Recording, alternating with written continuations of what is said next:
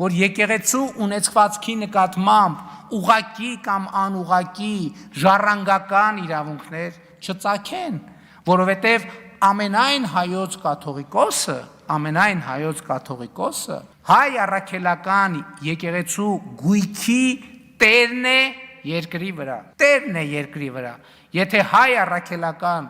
եկեղեցու կաթողիկոսը ունի ժառանգներ, այստեղ անխուսափելիորեն ծագում է ժառանգական իրավունքը, կուսակրոնության, նվիրապետության ուխտը, նվիրապետությունը նաև նրա համար է սահմանվել, որ անձնավորված որոշումներ չլինեն, որտեղ մարդը անձնական բոլոր արտոնություններից կամավոր զրկվում է։ Իսկ այսօր մենք հակառակ պատկերն ունենք։ Մոմի գործի, հազար ներողություն ես բառիս համար, մոմի գործի նայողը կաթողիկոսի աղբոր տղան է, կաթողիկոսի չէ, Կտրիչ Ներսիսյանի։ Ամենամեծ թեմի առաջնորդը Կտրիչ Ներսիսյանի եղբայրն է։ Այն մյուս թեմի առաջնորդը իր քրոջ որդին է։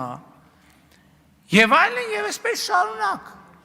Հայ առաքելական եկեղեցին բռնազավթված է մի կլանի կողմից։